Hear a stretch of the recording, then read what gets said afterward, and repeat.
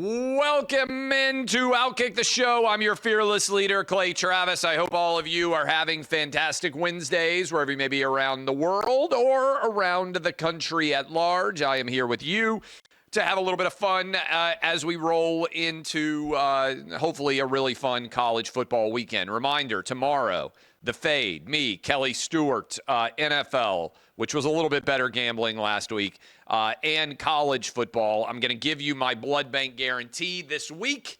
So far, the blood bank guarantees have not necessarily been guarantees. In fact, they're 1-2 on the season, but this one is going to cash. I am confident of it. I will tell you what it is. Spoiler alert, it's from the Tennessee-Oklahoma football game. Israel's blown up walkie-talkies. Diddy, this story is crazy. I did a lot of research on it because yesterday I wasn't that familiar with it. I read a lot on it, the allegations, craziness there. I've got a theory on what the election really boils down to. As if you were working in an office setting, I will lay it out. The Atlanta Journal-Constitution poll has Trump up 47-44 in Georgia. What does that tell us as we come down the home stretch of the race and we have virtually a dead heat? Adrian Wojnarowski, Woj on his own self, dropping out of sports media and going in to be the NIL-GM for St. Bonaventure University in Olean, New York, his alma mater, where he graduated in 1991. NFL ratings are up near all-time highs. Usually they go down during the election. What is the impact there? Teamsters, I believe, can you guys correct me if I'm wrong on this?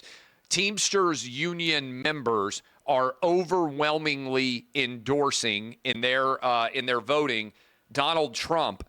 And the Teamsters, I believe, have decided that there is going to be no endorsement there.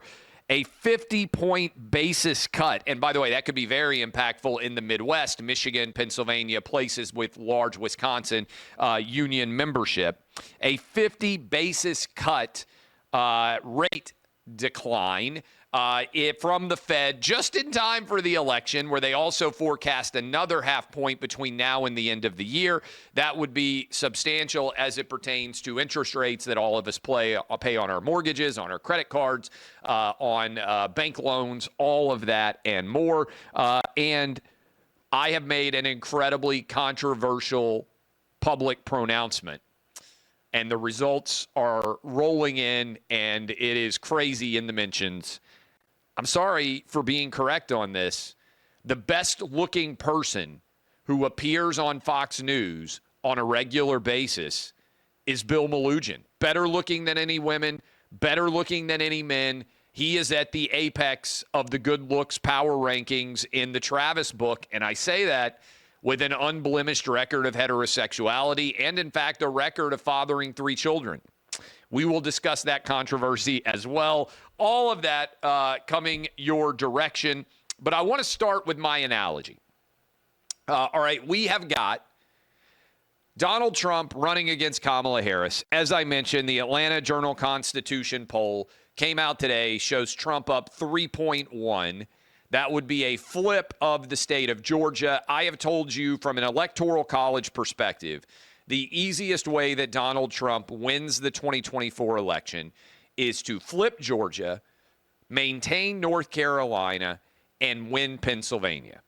If Trump can flip Georgia, win North Carolina, and flip Pennsylvania back into his camp, he is going to win the presidency. That is by far the easiest math out there. Now, there is other math involving Wisconsin, involving Michigan, involving Arizona, involving Nevada. There are a lot of different battleground states. The electoral vote in Omaha, Nebraska, for instance. There's a lot of different ways that this thing can shake out. But the easiest way to get to 270, to get the electoral votes that he needs for Trump to win Georgia, win North Carolina, which I think he will do, like he did in 2016, 2020. I think it's highly unlikely that North Carolina is going to flip. So win Georgia, win North Carolina, and then win Pennsylvania. Now, he could also win Wisconsin and Arizona. He could also, the math is out there to allow him to get to 270 in a variety of different ways. But to me, the East Coast pathway that is by far the easiest is North Carolina, Georgia, Pennsylvania. Then what happens in Michigan, Wisconsin, Nevada, Arizona, the other 4 acknowledged battleground states would not matter. But my analogy on this race is they came out with new Gallup polling that shows that Kamala Harris's overall likability has begun to decline compared to August. This is what I forecast to you guys that I believed would happen. The more time people spend looking, watching, consuming Kamala Harris content, the less they like her. This was true of Democrats in the 2020 campaign that she ran, where she dropped out before a single vote was cast because people decided they didn't like her. It's why, by and large, Democrats have been hiding Kamala Harris from the general public, limiting her interviews, limiting the questions that she is answering. They are aware that the more she talks, the less people like her. A lot of people don't like Trump. This is true, right? But if you actually go and look, Trump's numbers are pretty stationary. Nobody out there is unsure what they think about Trump. I think Kamala has peaked. I think she has begun her decline already in the gambling market. It's roughly 50-50 right now. Kamala may be up a percentage or two right now as we are sitting talking to you, but she did have a double-digit lead. Her numbers have been coming down. Trump's have been coming up. They constantly are shifting in the live markets, partly based on how the battleground polls look and all those things. I think Kamala has peaked. And my theory is if you work inside of a business, let's call it a small to mid-sized business, and a lot of you work in this place, it could also be a large business. Donald Trump is like the founder CEO of that company. What are those guys, and they tend to be guys, what are those guys typically like? They're outspoken, they're brash, they sometimes are uncouth, they occasionally behave in ways that make you go, ooh, I don't know that that's the right move. But ultimately, they are directionally correct. And that's why the company succeeds. Elon Musk, good example. Go follow Elon Musk's Twitter feed. Every now and then you're going to say, oh, I don't know that I would have sent that tweet. I don't know that I would have shared that opinion. Maybe they're a little bit wrong on a data, but they're directionally accurate. Trump is directionally accurate in this race. He's right about what we need to do with the border. He's right about what we need to get price control back down. He's right about how to keep us out of foreign wars. He's right about how to reduce crime. He is right on all of the big issues, the economy, the border, and the crime in particular. He just is. Now, you may not like him because you don't like the tweets or you don't like the way that he treats people or all those things. You might not like the way that he speaks, but he's directionally accurate. That is Trump. He is a founder CEO basically running a company. This is the way I think many people, if you really start to break down the decision, this is the way people think. And also, by the way, actually pretty likable. If you are around him, trust me, many of the people who claim to hate Donald Trump, if they hung out with him for 45 minutes, would actually like him a lot. I've been fortunate to spend a lot of time with Trump. I've interviewed him in person a ton. I've probably interviewed him almost more than anybody has in media. He's a very likable guy. I told my wife this before the first time she met him. I said, you may not like Trump policy-wise, but I guarantee you, the first time my wife met him was in the Oval Office in 2016. We were there with our oldest son. When we left the Oval Office that day, when we left the White House in 2016, my wife said, he's incredible. I told you. 2020. October of 2020, we were in the White House 4 years ago. I was there with my wife. I was there with my oldest son. I said, I promise that you're going to really like him. And we went into the Oval Office. She met him. He was phenomenal with my oldest son at the time. And we left, and my wife was like, wow, he's a really, really good dude, really likable guy. So I told you, all right? So my point on that is most people, if they spent time around him, would really like Donald Trump. Kamala, on the other hand, where would she fit in a company? What kind of job would she have? Kamala would be the vice president of diversity, equity, and inclusion, and she would have that job after having previously worked in HR.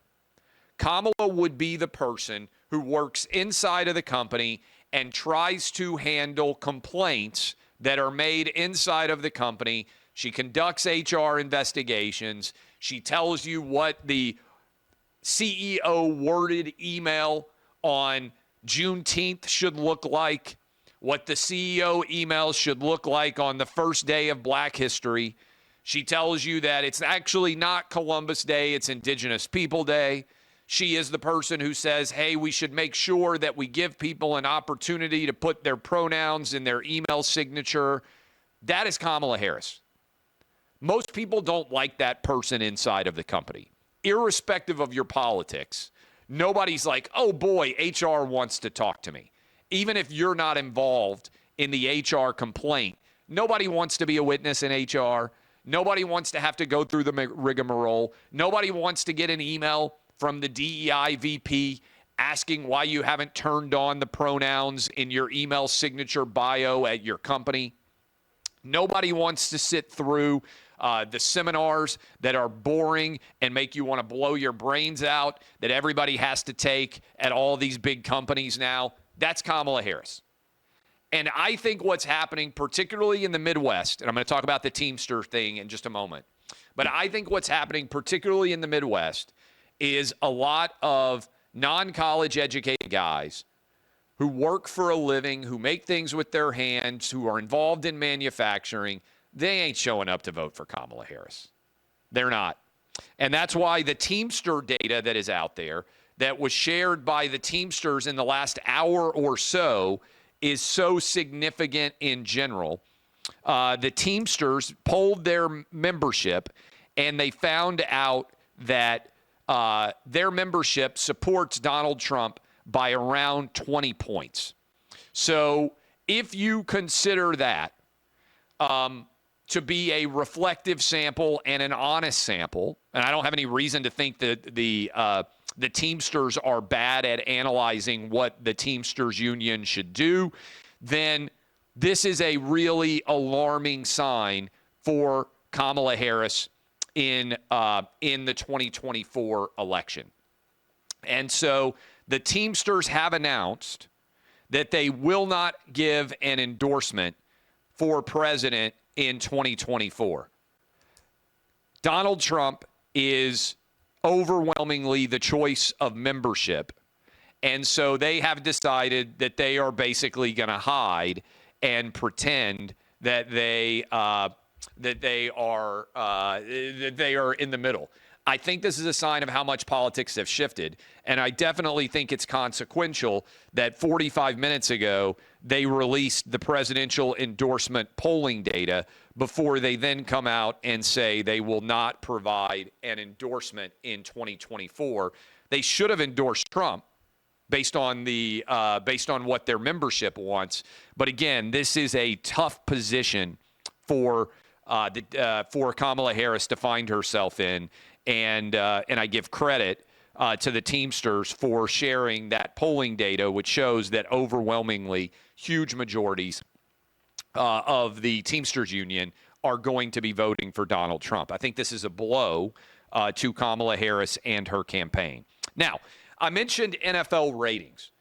My good friend Mike Mulvihill, who is a ratings guru, I love him. He's the guy who came up with the idea to put big games on at noon, that there was a huge window in the marketplace that reflected that people wanted these games to start earlier. It wasn't very long ago. You guys remember this, certainly. By the way, I've got my Crockett coffee here in my Santa Claus monster mug.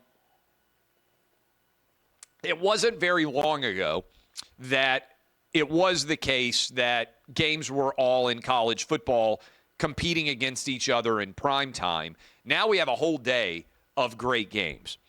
And the NFL ratings, Mulvihill has been sharing this data, are up pretty substantially in 2024, through 2 weeks, admittedly. And that actually flies in the face of what would typically be happening. Usually ratings for sports come down in the fall of 2024 because a lot of people are paying attention to politics. We've had certainly a crazy political calendar. Trump nearly assassinated. Biden drops out. Kamala comes in. Another near assassination. A couple of big debates in terms of the national calendar. And yet people are not really paying attention to politics like they did in 16 or like they did in 20. What does that signal? To me, I actually think the amount of voters is going to be down in 2024 compared to 2020. I think partly that's because mail-in ballots, COVID's not going. They're not going to be able to drive up turnout to whatever reported was 156 million last time. I think it'll be somewhere south of 150 million. I really do. And I think Trump's going to win. I've told you guys this for a while. But I do think it's hard to find data points. There's polls saying everything. There were polls out today from Quinnipiac that look good for Trump. But according to Ryan Gerdusky, if you dive into the numbers, he thinks what's going on is seniors are overwhelmingly for Trump, yet conservative seniors are far less likely to be involved in polling. Liberal seniors want to be included in polling. He thinks that is where the numbers are lost because Trump is typically done really well in 16 and in 20 with voters over the age of 65. And basically, he would be surprised if that's not the case. But I like to look at all the external factors. To me, I think voting is going to be down. And I think Trump is going to increase his black and Hispanic and Asian level support. I think Kamala is going to have a decline from Biden, in 2020. And I think Trump's going to win. I think you can see that in the Teamsters data. I think you can see that in NFL ratings being up, even though we're dealing with a time when they're usually down. I think that suggests that there's not as much enthusiasm, that it's going to be harder. Remember, people aren't voting for Kamala. People, by and large, are voting against Trump. I think it's harder to dislike Trump in 2024 than it was in 2020. And I think that's the biggest challenge that they're going to have. A lot of people bought into the idea that Biden and Kamala were going to make the country better. And then everybody basically got a pay decrease because they ran inflation up to such a high degree that most people's paychecks have not kept pace with the cost of goods. So that's what I think's going on. That's my theory on NFL ratings being up. Saturday, best game, biggest game. Tennessee going up against Oklahoma. Tap the veins, boys and girls. Tennessee is going to win in Norman by double digits. Some people are going to be surprised by this because I don't think it's going to be because of how well the offense plays. Biggest game, I think biggest issue that Oklahoma has, the matchup that I see that is going to decide this game is Oklahoma's offensive line, not very talented, not very healthy. Tennessee's defensive line, incredibly talented, very healthy. And I don't think that Oklahoma has the horses on the offensive line against Tennessee's defensive line to put up enough points to win. Now, I'm not saying Tennessee's going to go out and score. They scored 65 in the first half. If you told me Tennessee's going to score 31, I would be like, this is decided. Because I don't think there's any way that Oklahoma is going to be able to get outside of the 20s on offense. Now, could we have a blocked punt? Could we have a pick six fumble recovery where Oklahoma's special teams or defense scores? Yes. But Tennessee's defense hasn't given up a touchdown in 4 straight games. People say, well, they haven't played anybody. They played Iowa. Iowa didn't score on them. They played Chattanooga. Okay, Chattanooga's not very good. NC State's supposed to be one of the best teams in the ACC. They didn't score. People are like, they got a pick six. They scored on the offense. I'm saying that Oklahoma might have success if Tennessee turns the ball over or we get blocked punts. And now they didn't score. Kent State didn't at all. I have a stat for you, and I'll probably use it again tomorrow when we do the actual breakdown. But what stood out to me is let me see where I can grab this. I think I grabbed it. I know I did. It's somewhere here. From my buddy Todd Furman. There are only 4 teams that have not allowed an offensive touchdown yet. Georgia, Ole Miss, Ohio State, Tennessee. That's kind of staggering. In all of the FBS, there are only 4 teams that have yet to allow anyone able to score a touchdown against them. Georgia, Ole Miss, Ohio State, Tennessee. We'll talk about this tomorrow, but go ahead and tap the veins. It's an evening game. I'm telling you that they are going to get it done. Tennessee is double-digit win on the road in Norman, and Josh Heupel's return. I think Heupel's going to be dialed in, but I think ultimately this comes down to the Tennessee defensive line against the Oklahoma offensive line. Woj. Adrian Wojnarowski has announced that he is leaving, retiring from sports media, going to St. Bonaventure University, his alma mater, and going to work as their GM, basically managing NIL deals for that basketball program, by and large. Woj, if my math is right, is around, what is Woj? Let's see. He's about 10 years older than me. My guess would be that Woj is around 55 years old. I know Woj. He worked at Fox for a while, Fox Sports. He works really hard. And I do think that it's easy to get burned out in the media business, particularly in the social media era. What do I mean by that? Back in the day, when you worked at a newspaper, there was a print deadline, and then when the newspaper got printed, you had time to recover. There is no deadline now. There's always breaking news stories. There's always something new occurring, and it takes a lot of energy to be ready for that every single day. I've been doing it 20 years, and that's a long time. And I've kidded with my wife before, and I saw Woj has used this analogy. I've said at some point I'm going to retire, and I'm just going to take my iPhone, and I'm going to throw it as far as I can into the ocean, and I'm not going to be reachable. Now, she never thinks that I'll be willing to do it, and it is true. I love all these jobs, but I'm live for 4 hours every day with the radio show, with this show, with all the other shows that we do. And I do think that that becomes a lot over time. Not to mention the books and the writing and everything else, the travel. I love what I do, and I've made this analogy before. To me, a lot of people sit around and say, what would happen if I won the lottery? Like, what would I do? What would happen if suddenly I had tens of millions of dollars or whatever it is? When I sold OutKick, I felt in many ways like I won the lottery because I have more money than I ever could have thought that I would. And it was a great feeling. I was actually talking to my boys about this last night. Do you know what I wanted to do? Wake up and keep doing the jobs that I already had. You know that you are living well when you have an embarrassment of riches suddenly rain down upon you, and the way that you react to it is by saying, okay, I want to wake up and I want to keep doing what I'm already doing. That's a hell of a moment. That's a hell of a feeling. I'm fortunate that I have it. I presume that I'll be working for a while still into the future, but I certainly understand why, if you're Adrian Wojnarowski, you are tired of chasing these stories. And I would imagine same thing for Adam Schefter. And look, especially if you have a family and if you start to think for yourself, I left Sports Talk Radio. I still love talking about sports.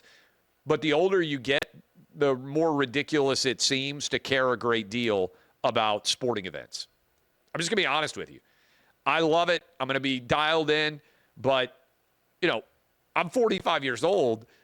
It does start to feel weirder to be sitting down worried about how an 18 or 19-year-old kid is going to perform the older you get. This is like my story of you can't wear a jersey with in my opinion, you shouldn't wear a jersey with someone's name on it if you are older than they are, unless it's your own son or daughter.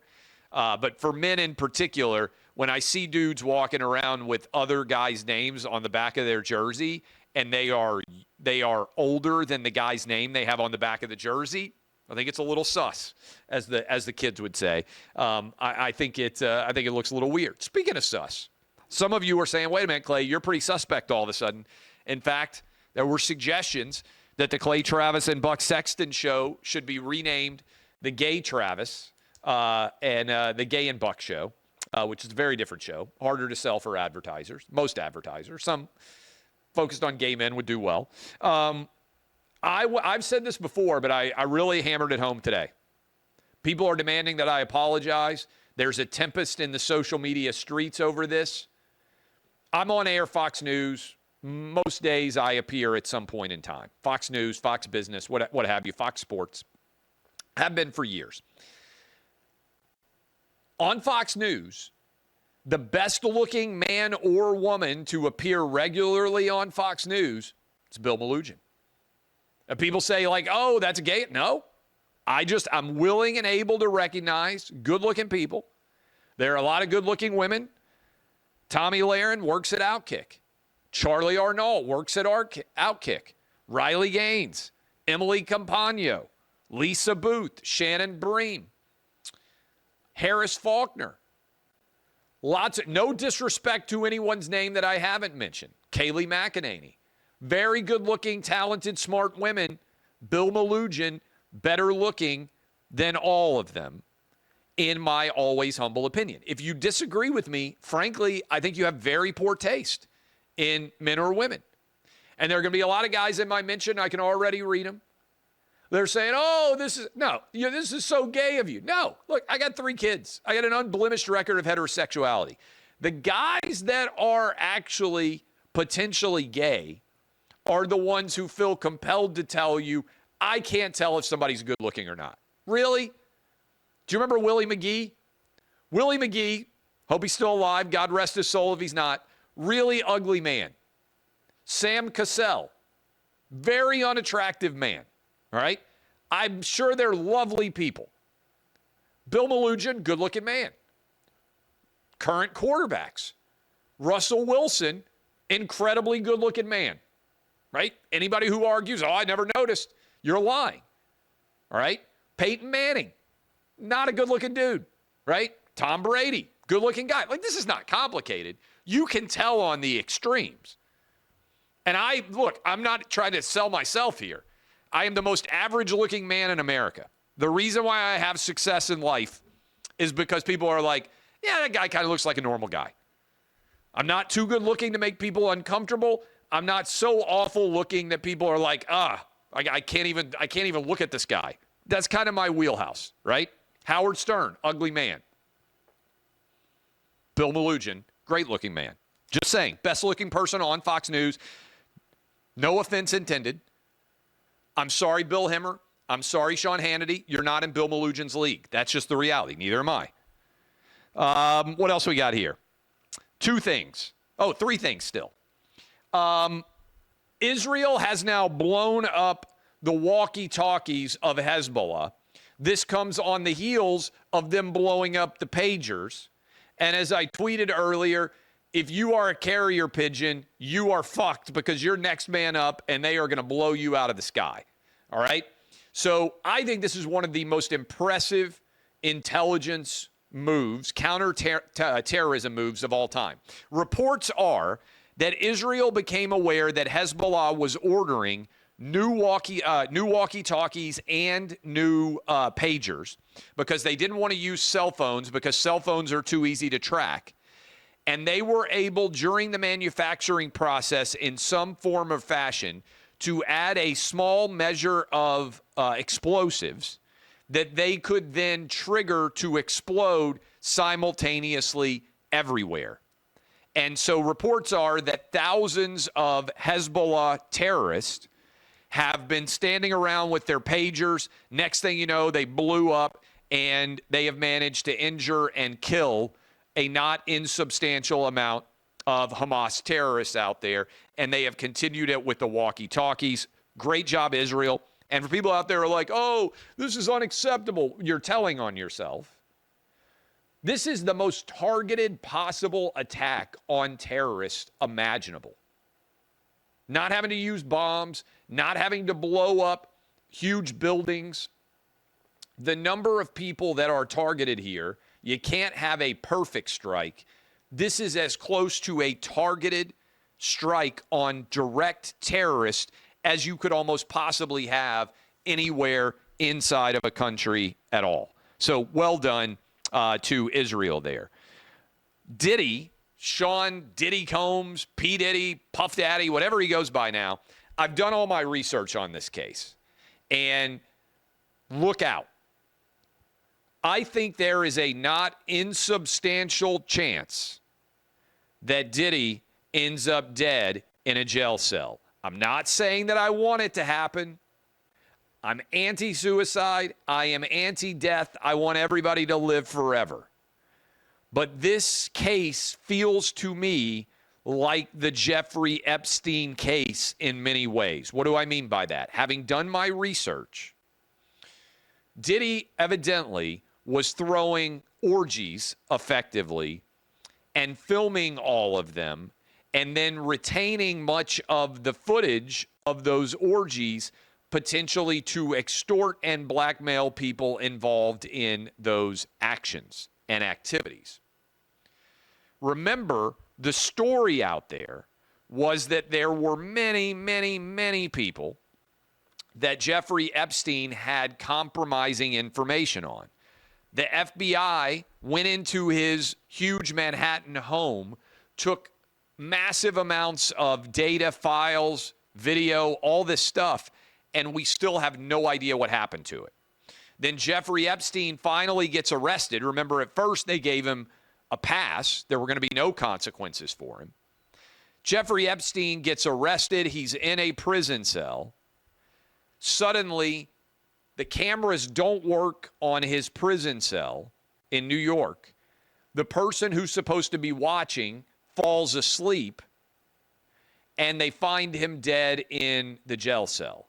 They say that nobody else got in there, but that he hung himself, and the reason why there's no tape of it is because the cameras weren't working, and the person who was supposed to be watching to ensure that he was safe fell asleep, and so when she woke up or he woke up, he was dead.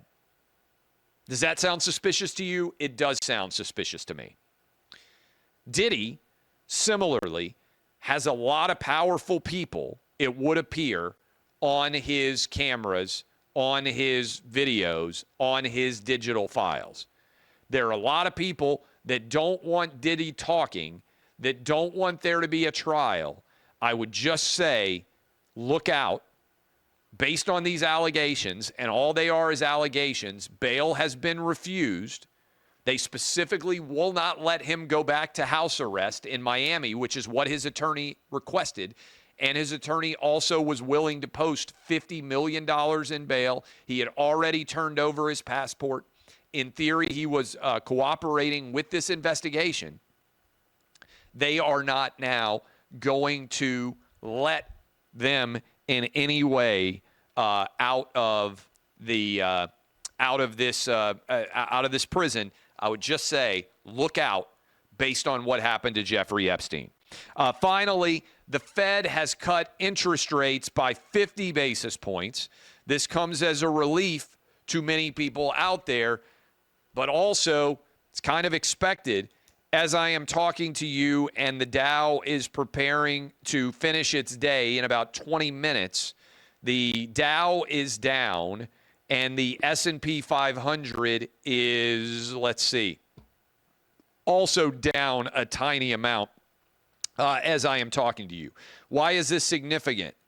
This suggests that the price, that the rate cut of 50 basis points, which is a very high rate cut, and also the forecast of an additional half-point cut was already expected, priced in on Wall Street, and that Wall Street actually wants more action. Timing on this, very interesting, about 6.5 weeks until the actual election, but that is the latest on all of that. All right, tomorrow we will have 2 shows for you. I'll do an OutKick show, and then we'll also do a gambling-focused show to take you into the weekend, get you ready for Thursday, Friday, Saturday, Sunday football action, Monday as well. I love all of you. DBAP unless you need to SBAP. I am Clay Travis. This has been OutKick, the show.